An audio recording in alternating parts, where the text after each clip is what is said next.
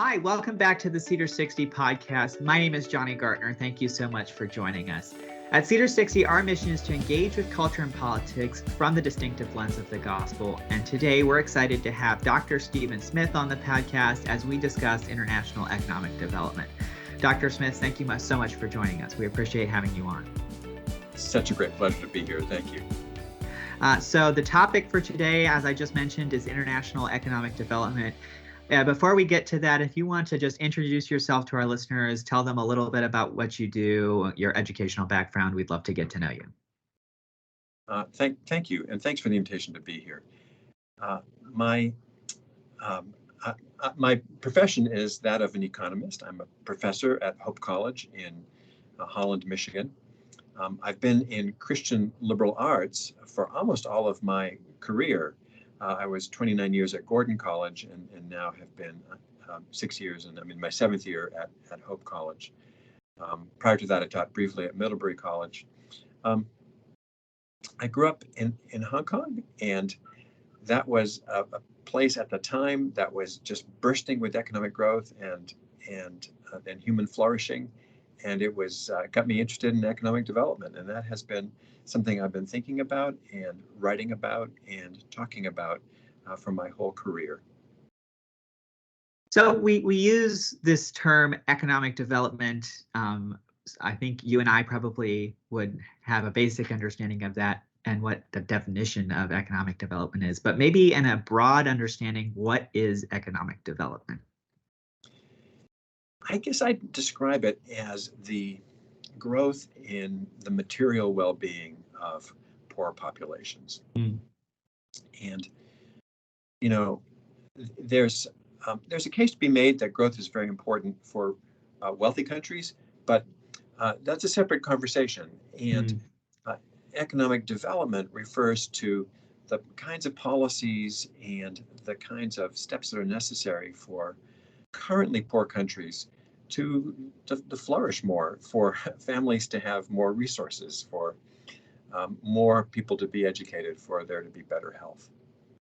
You talk about that word flourishing.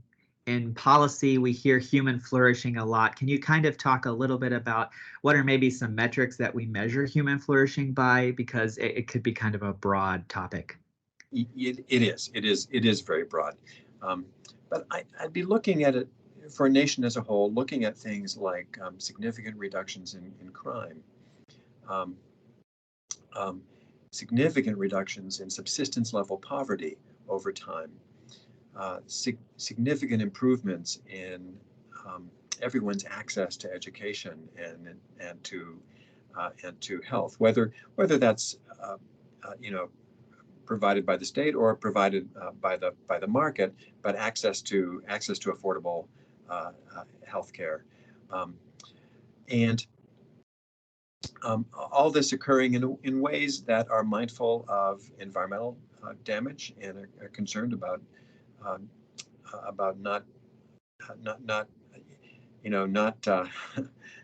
not destroying the earth in the course of trying to assist human well-being.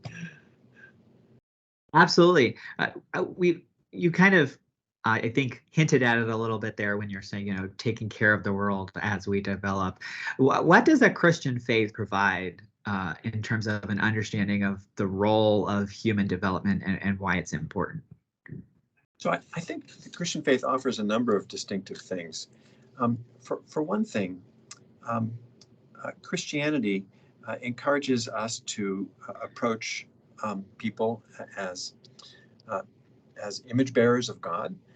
We believe that there's a fundamental human dignity that each individual carries, and that's inalienable.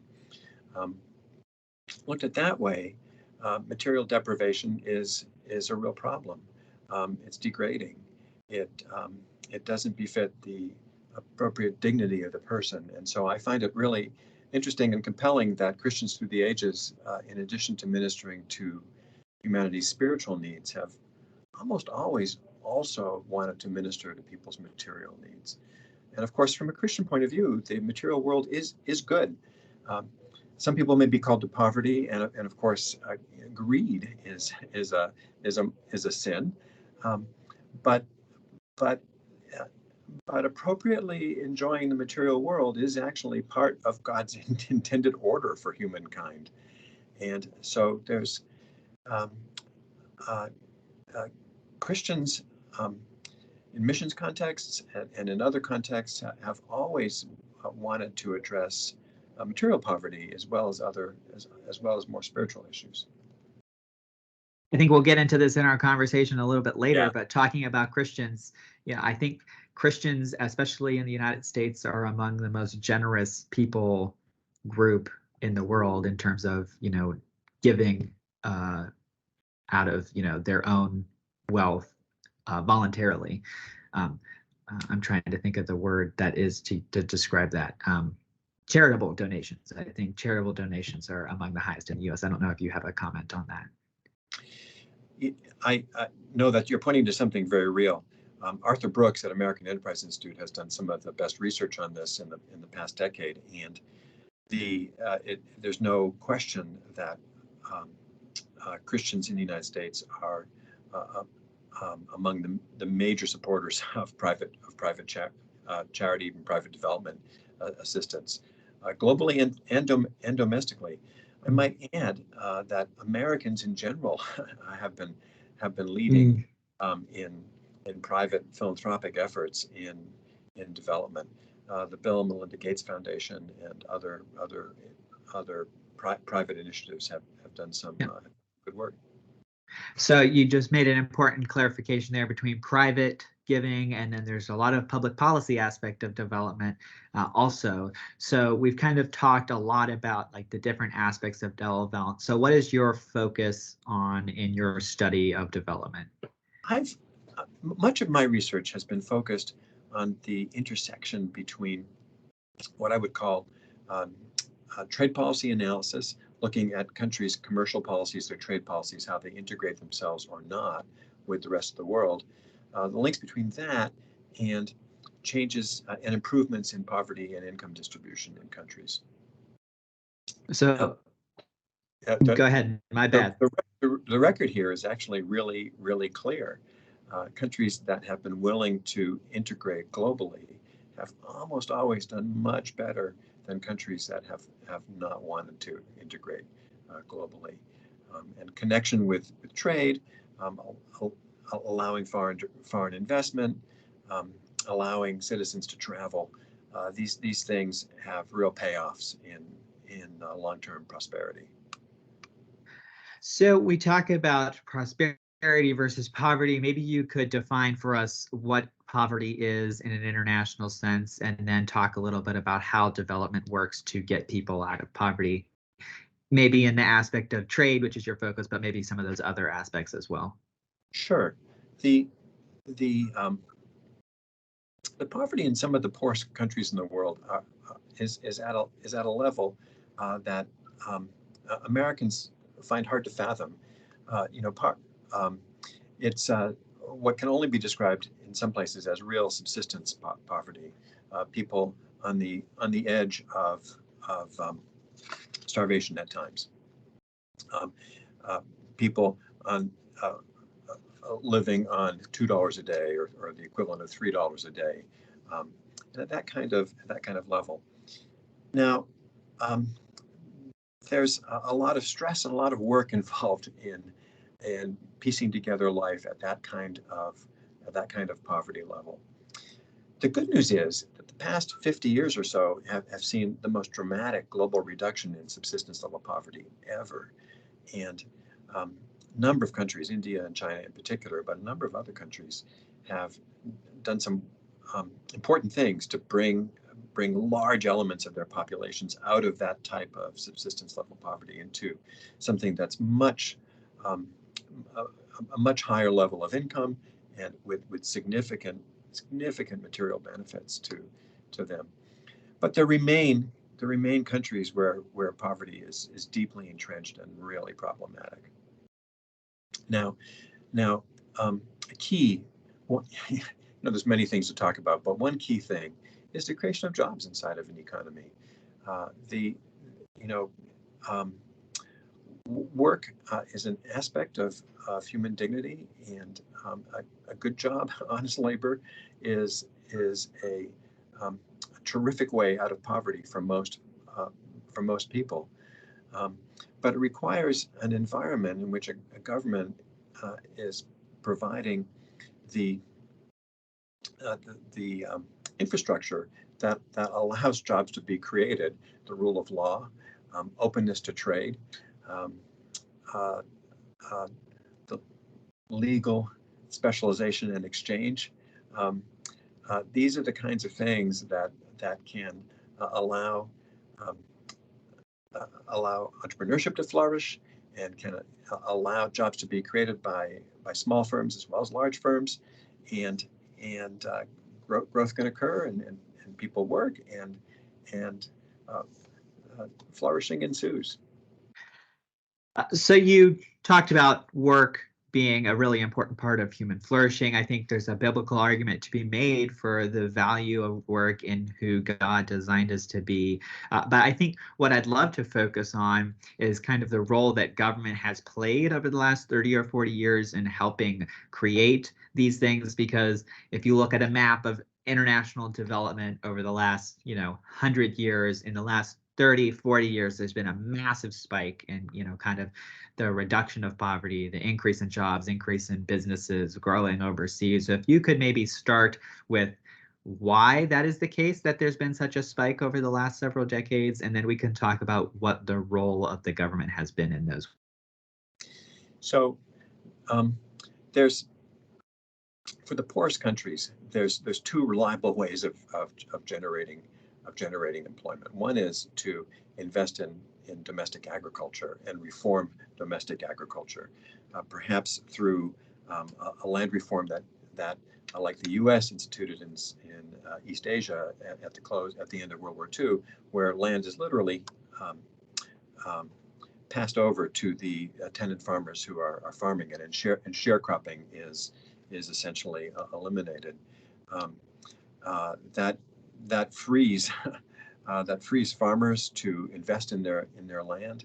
They reap the full reward of owning land and the full benefit of investing capital in it, and you can get a flourishing agricultural sector that is the basis of some good job growth, and then industrial growth.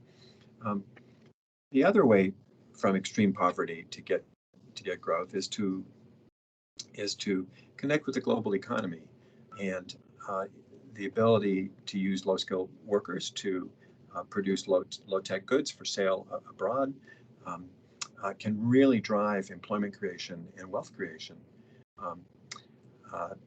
As workers gain experience, they can earn higher wages, and wages and higher incomes can drive investment in education, and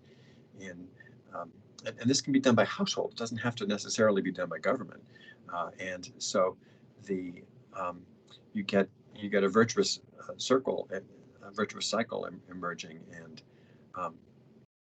and prosperity can emerge. I mean, this is basically the story of the early story of East Asian development. In this point of view, governments do best if they help facilitate the access to education, if they help facilitate access to credit, and if they don't try to do things that would harm the ability of the economy to provide lots of employment for low-skilled workers. Governments sometimes, in their hurry to move development forward, will adopt pretty grandiose plans for investments in high-tech industries, with dreams of a prosperous future where the country, the previously poor country, is now building airplanes, say, or semiconductors. That's sometimes those plans get really get too far advanced, too far ahead of reality on the ground, and can damage development because they require resources that the country doesn't yet have. Yeah, there's a kind of ladder to this. I think this is a domestic example, kind of what you're talking about. Earlier you mentioned there's some other non-economic functions of the government to help economic development, like the rule of law and having stable judicial systems. And I think often in American culture, where there's just prominent economic theory that spending money will help generate economic productivity, that necessarily isn't always the best way to move forward. And I'm sure you could speak to how developing countries really experience that. No, that's well worth thinking about, because there's a number of developing economies where it's fair to say that the state is overreaching in some areas and underreaching in other areas. Mm. You know, lack of rule of law is now, in my judgment, really hampering the growth of the Chinese economy. They're at a level where um, uh, where they want domestic investors to invest in firms, but without a free press, you really can't have proper assessment of good investment opportunities and bad investment opportunities. The state is sitting on top of the press. Using um, it's using the power of the state and state-owned firms to shape economic outcomes, and I don't think that's going to end very well for China. They're at a moment where that's going to become increasingly difficult, I think, and increasingly costly in terms of foregone growth. Um, many It's a funny thing. Many developing countries really love to have state-owned airlines, and um, those can become sinks. For much of the 2010s, Thailand was losing $1 million a day running Thai International Airways, and at the same time, um, complaining that there wasn't enough money really to fund police and go seriously after anti-trafficking tasks. Mm. Um, now, so so there's that juxtaposition. Governments are essential for the administration of justice, for fighting human trafficking, and really living into the rule of law in society. They're less important when it comes to owning firms. There's 2 points I want to talk about in your answer there, which was brilliant. The first one is that as Americans, I think we conceive of the rule of law as just being a permanent establishment of society, and that's absent in a lot of countries, especially in developing countries. And then the other aspect would be that there's the role of government in helping shape economic development, but then there's also the role of government in bringing down economic development. So if you could talk about some circumstances where the government fails to help countries develop because of their role in trying to achieve development. So, a number of states, the governments are best described as, I'll use the term that Acemoglu and Robinson made famous in their recent set of books, Why Nations Fail and the Narrow Corridor. Um, um, there are governments that are intent on extracting economic resources from the population, and this kind of activity can be slathered in all kinds of rhetoric about promoting advanced industries for the country and how important that is, and making sure that foreigners don't take the natural resource wealth of the country. But at the end of the day, these are governments that are enriching insiders and choosing policies that make it difficult for outsiders to do well, and for those who aren't the beneficiaries of the extraction to do well. This is a problem with a number of the current failed states around the world. The governments that have done best are the ones that have been willing to see new industries, see new investment come, and challenge incumbent firms, even politically well-connected incumbent firms, that have been willing to work hard to get credit into the hands of the poor and the middle class, and and have really paid attention to questions of civil justice. Really, this was the secret of Hong Kong's success.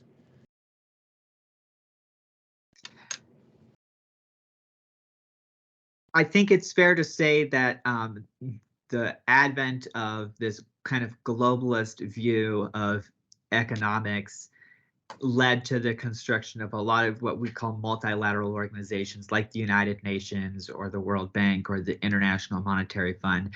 Could you talk a little bit about the role they've played in helping countries successfully develop and also helping prevent developing countries from spiraling down towards that kind of extraction style development like you were talking about? You bet. And there's something of a mixed bag here.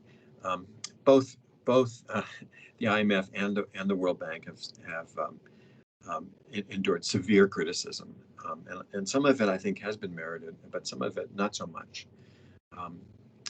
The IMF is often vilified for the kinds of conditionality it places on the loans that it's willing to make. But the countries that find themselves in situations where they need emergency lending from the IMF are often countries who've made significant policy mistakes.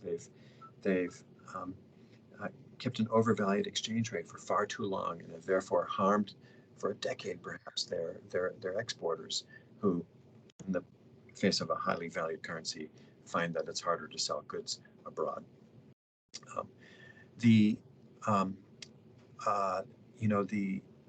current problems in Sri Lanka, where they are trying to still working out access to funds from the global community to repair their economy. Sadly, most of that, or I should say, much of that, if not all of it, was the result of unforced policy errors, particularly with respect to agriculture, and a desire to switch immediately to organic farming, which had really disastrous consequences in 2019, 2020, and 21. Now, there were some other external factors that also affected them. The World Bank has done some tremendously good things abroad, but I have to say the record of aid long term is just really problematic. It's the nature of the World Bank that's lending to governments, or to fund government approved projects, various kinds, and it gets deeply entangled with corrupt regimes. And it's very difficult. It's very difficult to direct aid in the best possible ways. I've been persuaded by Dambisa Moyo's argument that aid is official development aid, not necessarily private aid at all, has been a real problem in holding in retarding the development of better African government policy. I want to come back to the private aid, but for a brief moment, we've seen a shift in the last 6, 7, 8 years in public opinion in America on its role in the global stage in supporting and prompting economic development overseas. If you could talk a little bit about what the issues have been that have prompted that, and maybe what a forecast on what the future of economic development looks like.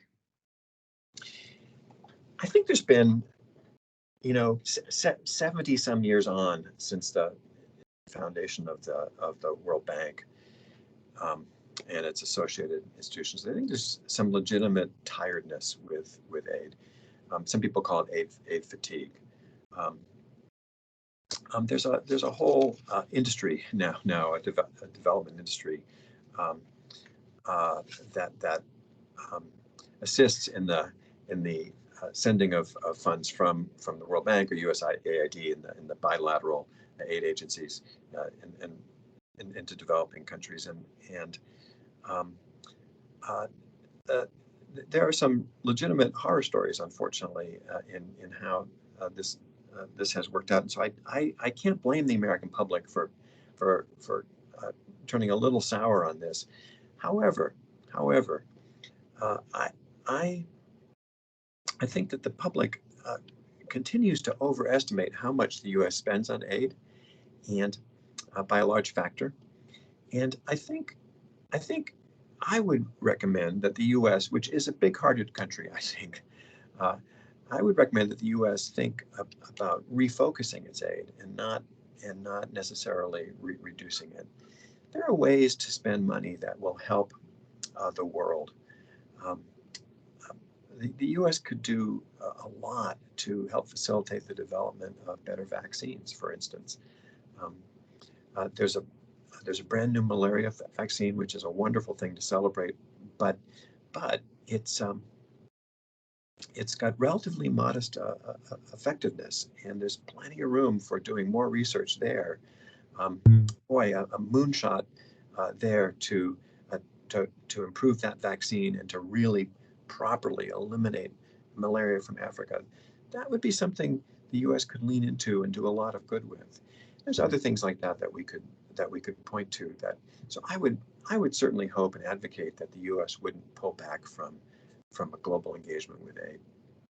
You know, we started this conversation talking about how Christians should view aid, the role of promoting human flourishing as a fundamentally biblically based idea that human beings were created to flourish.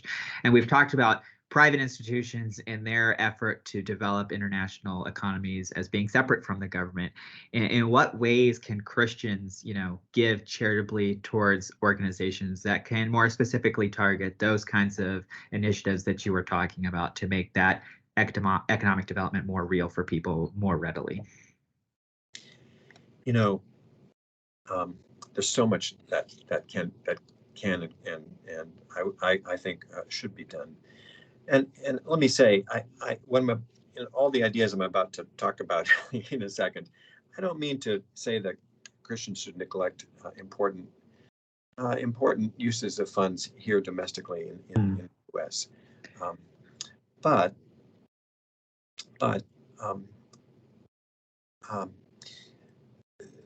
there's a number of really fine Christian charitable organizations that make really good use of private dollars.